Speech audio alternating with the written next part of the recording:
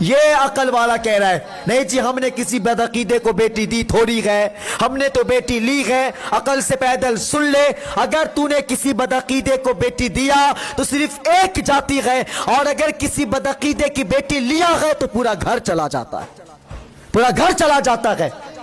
ہاں کہہ رہے نہیں جی وہ جب بیٹی پیدا ہوئی تھی نا تو میں نے زبان دے دیا تھا کہ بیٹی کا نکاح تو بھائی کے بیٹے سے ہی کرنی ہے، اور پتہ چلا اس کا بھائی کا بیٹا شرابی ہے، ایک نمبر کا بدعقیدہ ہے، ایک نمبر کا وہابی ہے۔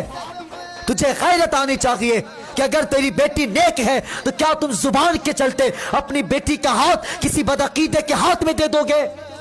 غیرت آنی چاہیے تمہیں۔ اور سنو، اگر ماں باپ شریعت کے خلاف فیصلہ کرے تو اولاد کو یہ حق دیا گیا ہے کہ اپنے ماں باپ کے فیصلے کے خلاف اپنا فیصلہ کرے، یہ اولاد کو حق دیا گیا ہے۔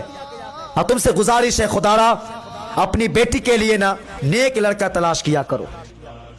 کیا کرنا ہے؟ نیک لڑکا تلاش کرو، لیکن نیک لڑکا ملے گا کدھر؟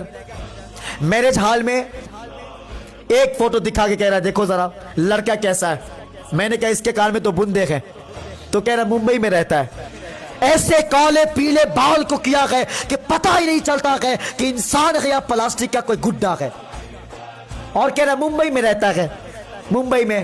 اب پتہ چلا کہ ممبئی میں ہر کسی کا جیب کاٹتے پھر رہا تھا، جیب کاٹتے پھر رہا تھا۔